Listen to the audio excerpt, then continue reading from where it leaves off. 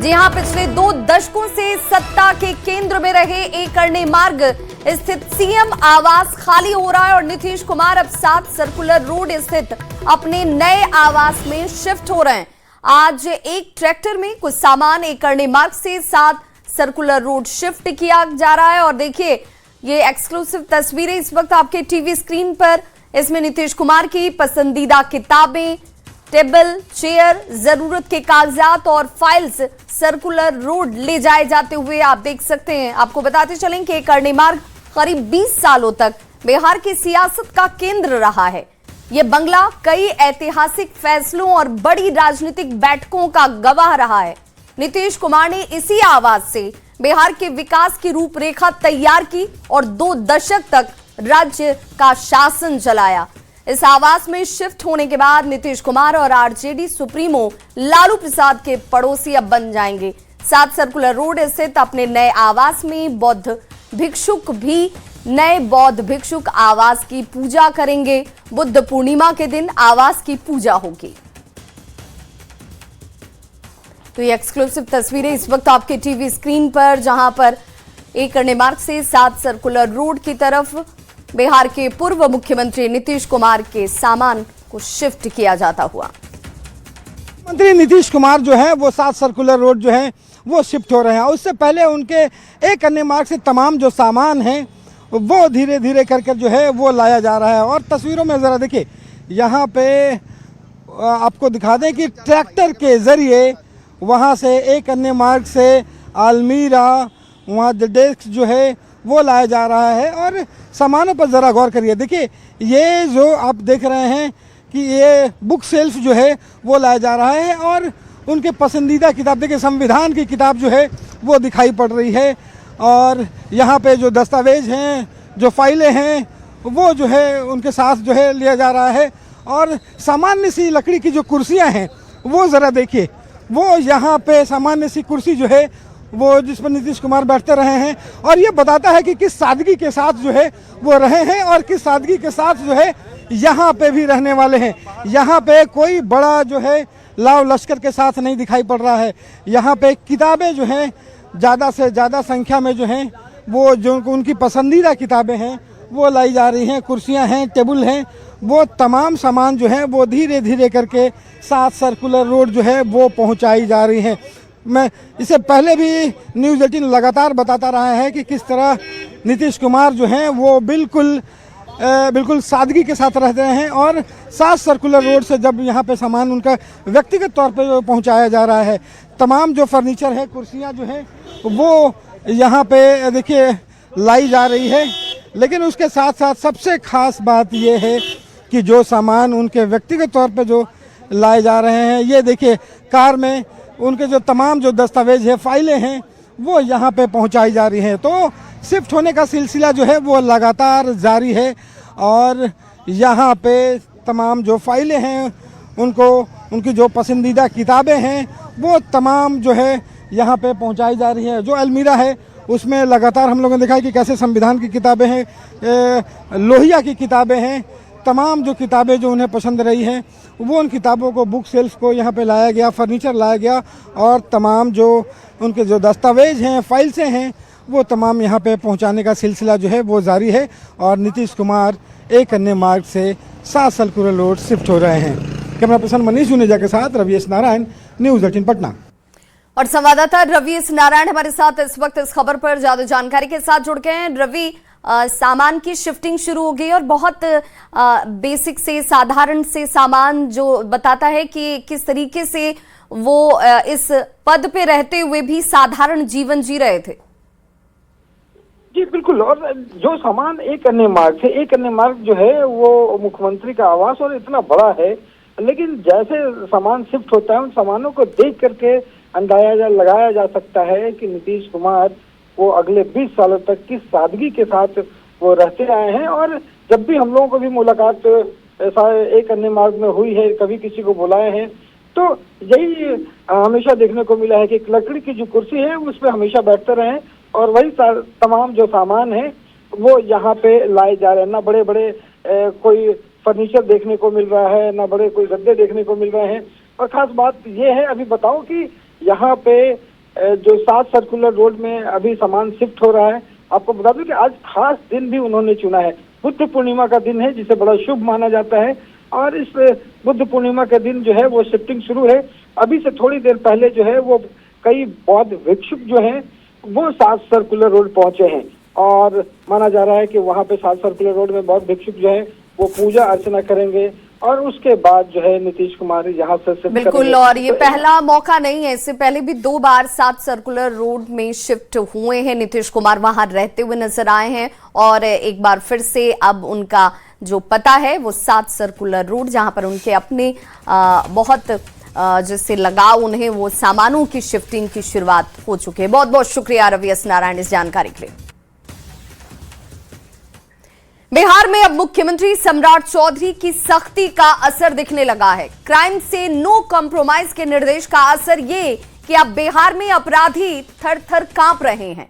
फरार और most wanted अपराधियों पर अब पुलिस का शिकंजा कसता नजर आ रहा है और ऐसे में अब या तो अपराधियों के पास सरेंडर करने या फिर बिहार छोड़ने का ही विकल्प बचा है, क्योंकि पुलिस अब इन अपराधियों पर शिकंजा कसने के लिए कोर्ट से आदेश लेकर उनके घरों की कुर्की कर रही है। और अगर गिरफ्तारी की कार्रवाई के दौरान अपराधी गोली चलाएंगे या पुलिस को चुनौती देते नजर आएंगे, पुलिस भी उन्हें गोली की भाषा में ही जवाब देगी।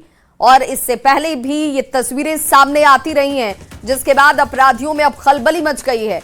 ये 3 तस्वीरें आपके टीवी स्क्रीन पर, जिसमें आप देख सकते हैं। पहली तस्वीर तमाम आला अधिकारियों के साथ कानून व्यवस्था को कैसे और मजबूत किया जाए, इसे लेकर मुख्यमंत्री सम्राट चौधरी ने यहां पर सभी अधिकारियों को दिशा निर्देश दिए और कैसे अपराधियों के अंदर डर और खौफ पैदा हो, वांटेड अपराधियों के घर की कुर्की की जा रही है। दूसरी तस्वीर एनकाउंटर की, जो हाफ एनकाउंटर किया गया सीवान की घटना के बाद, चाहे वो भागलपुर की बात हो, और कानून का हथौड़ा चलाया जाता हुआ कुर्की जब्ती के जरिए। और चलिए अब आपको एक एक कर बताते हैं कि कल मुख्यमंत्री सम्राट चौधरी ने जिलों के डीएम और एसपी के साथ बैठक में क्या कुछ निर्देश इन अधिकारियों को दिया है। तो उद्योग लगाने वालों को सुरक्षा देना जरूरी है। डायल 112 को और सशक्त कीजिए, अधिकारियों को ये निर्देश दिए गए। जघन्य अपराध पर त्वरित कार्रवाई करें। बच्चियों के साथ घिनौनी अगर कोई वारदात होती है तो यह बर्दाश्त नहीं की जाएगी। पीड़ित को जितनी जल्दी हो उतना जल्दी न्याय दिलाया जाए, ये सबसे महत्वपूर्ण। तो देखिए, ताबड़तोड़ एक्शन में बिहार के मुख्यमंत्री इस वक्त सम्राट चौधरी, और 28 अप्रैल को देखिए भागलपुर में कार्यपालक पदाधिकारी की हत्या की जाती है। 29 अप्रैल को 24 घंटे में आरोपी रामधनी यादव का एनकाउंटर कर दिया जाता है। सीवान में हर्ष और चंदन सिंह को गोली मारी गई थी और इसी मामले में ये एक्शन जो है वो लिया गया। और अपराध और भ्रष्टाचार के साथ अतिक्रमण पर बुलडोजर की कार्रवाई जो है, ये समझना अपने आप में बेहद महत्वपूर्ण हो जाता है कि किस तरीके से ये चीजें जो है वो चलती हुई नजर आ रही हैं। बिहार को अपराध मुक्त करने की कोशिश में जुटा होना, और ये प्राथमिकता हम सभी की, और इस लिहाज से भी ये काम बिहार को अपराध मुक्त करने की कोशिश जो है वो की जा रही है। अधिकारियों को सीएम की तरफ से लगातार जब कोशिश की जा रही है कि क्या निर्देश और किस तरीके से निर्देश आने चाहिए, तो भ्रष्टाचार पर जीरो टॉलरेंस की जो नीति है उस पर काम करने की जरूरत है। ये निर्देश भी मुख्यमंत्री सम्राट चौधरी की तरफ से दिया गया।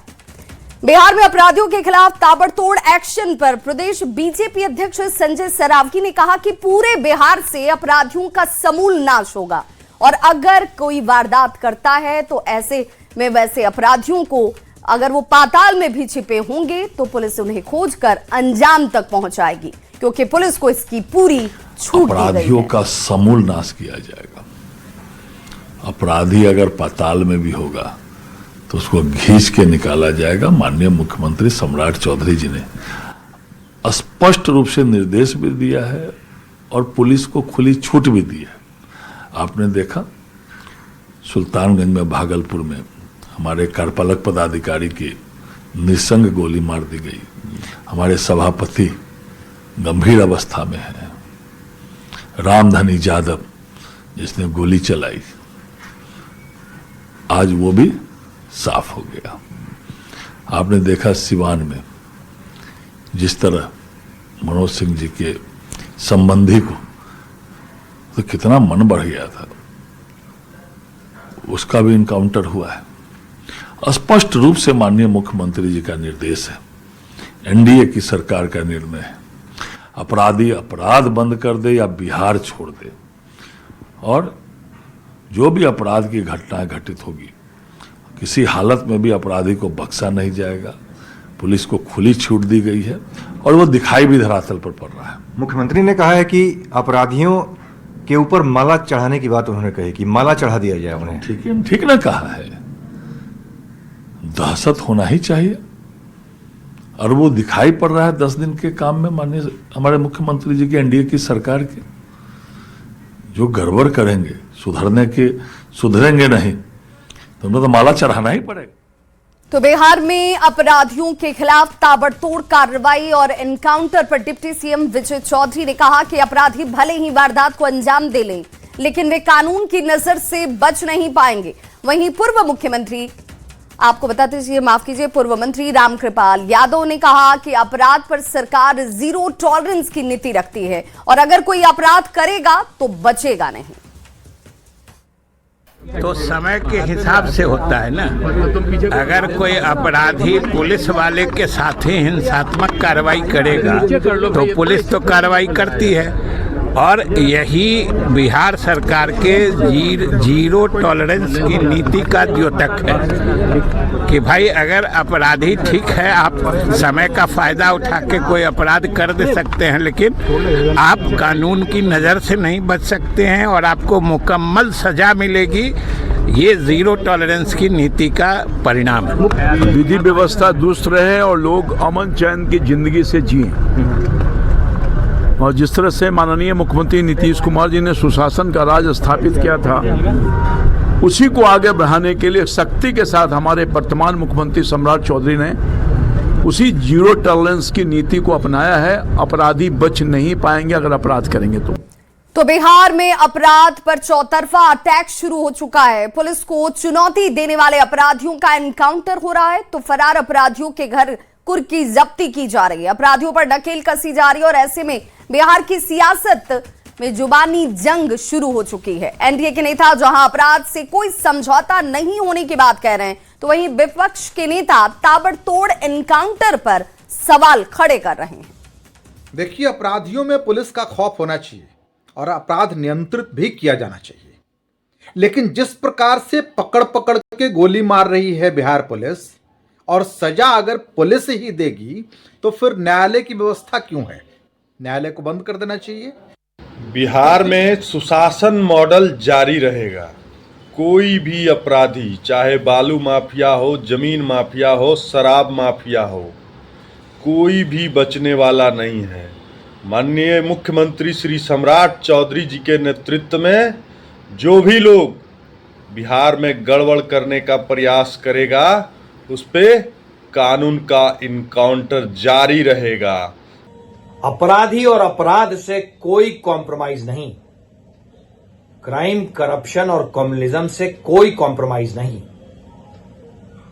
2005 में जो हमने ध्येय तय किया था सेवा के साथ सुशासन का, आज भी ध्येय वही है, खेल वही है, सिर्फ टीम का कैप्टन और खेल के नियम ये बदल गए हैं।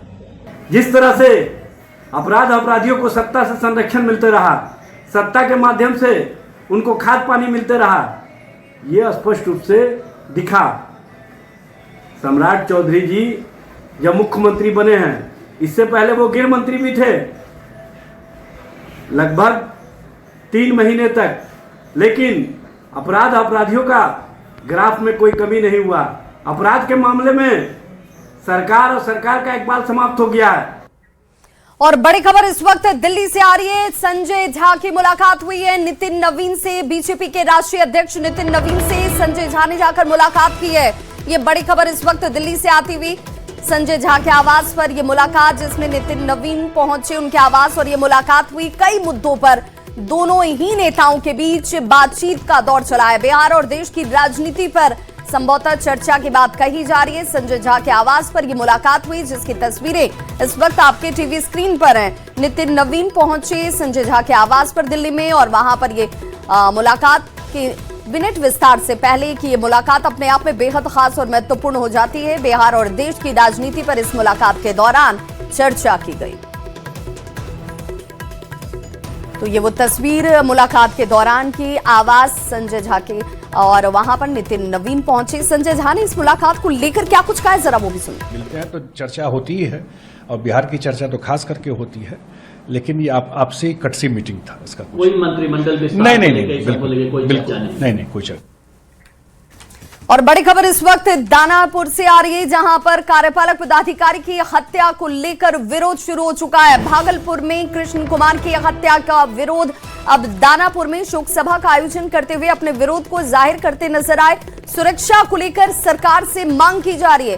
कर्मचारियों ने हड़ताल की चेतावनी दे दी है। दानापुर में शोक सभा का आयोजन किया गया, जिसकी तस्वीरें इस वक्त आपके टीवी स्क्रीन पर।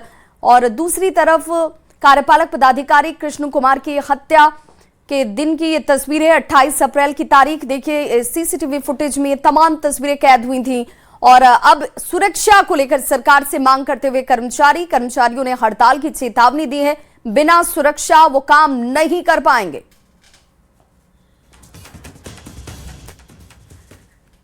मांग में देखिए, एक तो है कि जिसके साथ घटना हुई है उसके बाल बच्चों के लिए, उसके परिवार के लिए जहां तक आश्वासन दिया गया कि हाँ हम आप लोग का ये सब हम लोग करेंगे, नंबर 1। नंबर 2 है कि हम लोग को सिक्योरिटी मुहैया नहीं कराई जाती है तो हमारे सभी ईओ आकस्मिक हड़ताल पे जाएंगे।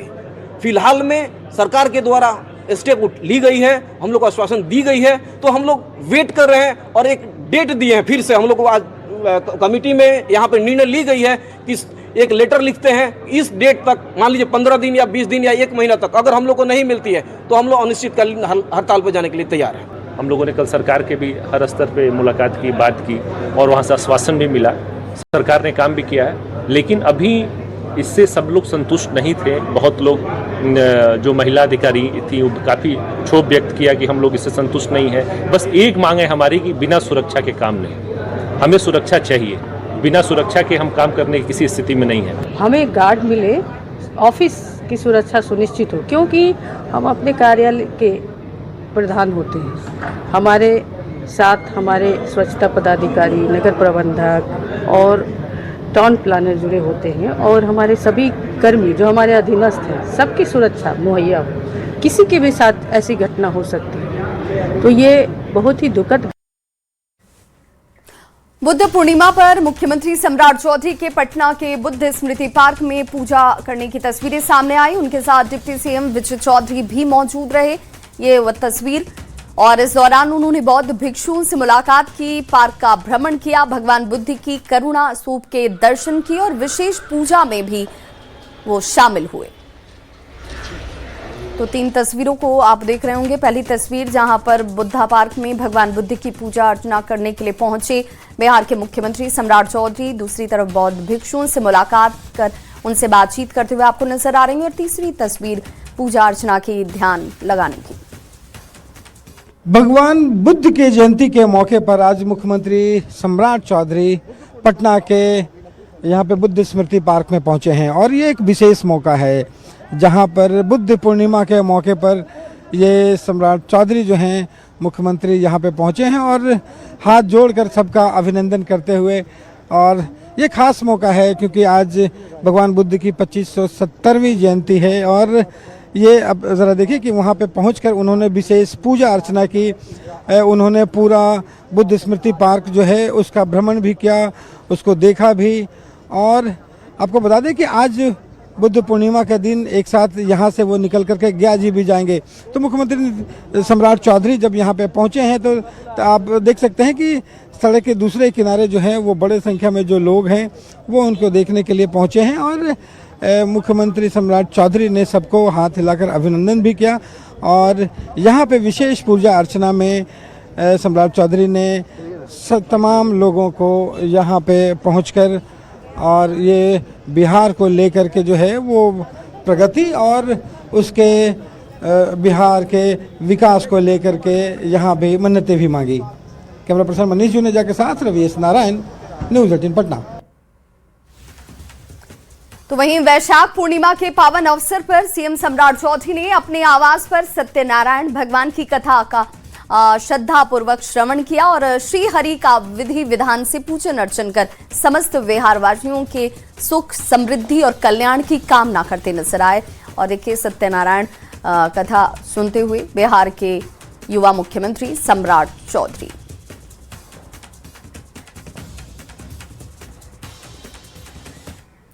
और बड़ी खबर आ रही है आरा से, जहां फर्जी ईडी निदेशक बनकर डीएम को फोन करने का मामला सामने आया है। आरोपी ने खुद को दिल्ली का अधिकारी बताकर डीएम को कॉल किया। पटना से फर्जी ईडी निदेशक बनकर यह शख्स पहुंचा और डीएम को फोन करने का आरोप इसके ऊपर, जिससे प्रशासन में हड़कंप मच जाता है।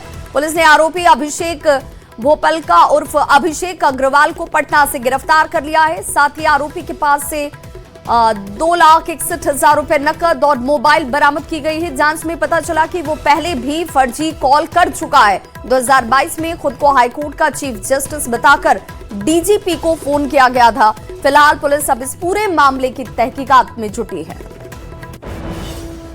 फर्जी ईडी निदेशक बनकर डीएम को फोन करना एक जालसाज को महंगा पड़ गया, जब पुलिस ने त्वरित कार्रवाई करते हुए उक्त जालसाज को गिरफ्तार कर लिया। बताया जा रहा है कि फर्जी ईडी के निदेशक बनकर भोजपुर के जिला पदाधिकारी को फोन करने वाले अभिषेक अग्रवाल को पुलिस ने गिरफ्तार कर लिया है। बताया जा रहा है कि पहले भी उसको हाई कोर्ट का चीफ जस्टिस बनकर तत्कालीन डीजीपी को फोन किया था, जिसके मामले में पुलिस ने उसको गिरफ्तार कर जेल भेजा था। वहीं फिर से उसने एक बार फिर से भोजपुर के जिला पदाधिकारी को व्हाट्सएप कॉल करके और एक काम कराने के लिए दबाव दे रहा था। तभी जिलाधिकारी को शक होने के बाद उन्होंने इसकी जांच कराई और उसके बाद नवादा थाने में मामला दर्ज होने के बाद उसको एसटीएफ एवं पटना पुलिस ने संयुक्त कार्रवाई करते हुए पटना के बुद्धा कॉलोनी थाना अंतर्गत परमानंद राय पथ नागेश्वर कॉलोनी बोरिंग रोड से उसको गिरफ्तार कर लिया। बताया जा रहा है कि उक्त जालसाज के पिता पटना में टाइल्स एवं मार्बल का व्यवसाय करते हैं और वह उसके पास से पुलिस ने तकरीबन 2,61,500 रुपए एवं घटना में प्रयुक्त मोबाइल को भी बरामद कर लिया है और उसको न्यायिक हिरासत में भेज दिया है। घटना के संदर्भ में होने पर डीएम कार्यालय के गोपनीय शाखा के लिपिक रोहित कुमार के द्वारा नवादा थाने में प्राथमिकी दर्ज कराई और तकनीकी जांच के बाद उसको आरोपित को गिरफ्तार कर लिया गया है। बताया जा रहा है कि पिछले 2022 में उसने ये कारनामा किया था, जिसमें कि एक आईपीएस अफसर की पैरवी के लिए खुद को पटना उच्च न्यायालय का चीफ जस्टिस बताकर तत्कालीन डीजीपी एसके सिंघल को फोन किया था और इसको लेकर के आर्थिक अपराध इकाई के द्वारा 22 में प्राथमिकी दर्ज कर उसको गिरफ्तार कर लिया गया था। ये मामला सामने आने के बाद जालसाज को पुलिस ने गिरफ्तार कर न्यायिक अभिरक्षा में भेज दिया है। चंदन कुमार, न्यूज 18 भोजपुर। गोपालगंज से खबर, जहां लगातार हो रही बारिश और ठनका गिरने को लेकर मौसम विभाग की तरफ से अलर्ट जारी किया गया है। मौसम विभाग ने भारी बारिश और आकाशीय बिजली को लेकर अलर्ट जारी किया है। साथ ही लोगों से जरूरी होने पर ही घर से बाहर निकलने की अपील की है। डीएम पवन कुमार सिन्हा ने सभी सरकारी अस्पतालों को अलर्ट पर रहने के निर्देश दिए और किसानों को खराब मौसम में खेतों में नहीं जाने की सलाह दी गई। आंधी पानी के साथ तेज बारिश हो रही है। इस वक्त बारिश थमी हुई है, लेकिन मौसम विभाग ने आज पूरे दिन भारी बारिश के साथ साथ वज्रपात को लेकर अलर्ट जारी किया है। मौसम विभाग ने कहा कि आज भारी बारिश होगी और बारिश के साथ वज्रपात होगी। ऐसे में लोगों से, खासकर किसानों से खेतों में जाते वक्त सावधानी बरतने के लिए अपील किया गया है। गोपालगंज के डीएम पवन कुमार सिन्हा ने भी जिले के तमाम किसानों से अपील किया है कि बारिश और वज्रपात हो तब खेतों की ओर किसान न निकले। लोगों से भी जरूरी होने पर ही बारिश के दौरान घरों से बाहर निकलने के लिए अपील किया गया है। वहीं दूसरी तरफ बारिश होने से मौसम सुहाना हो गया है और लोगों को उमस भरी गर्मी से राहत मिली है। इस वक्त गोपालगंज शहर की ये तस्वीर है और आप देख सकते हैं किस तरह से आसमान में काले काले बादल छाए हुए हैं। तो कई इलाकों में लगातार बारिश हो रही है और बारिश को लेकर मौसम विभाग ने एक बार फिर से लोगों को अलर्ट किया है और इस मौसम में विशेष तौर पर सतर्क रहने और सावधानी बरतने के लिए अपील किया गया है। गोविंद कुमार, न्यूज 18 गोपालगंज। तो इस बुलेटिन में बस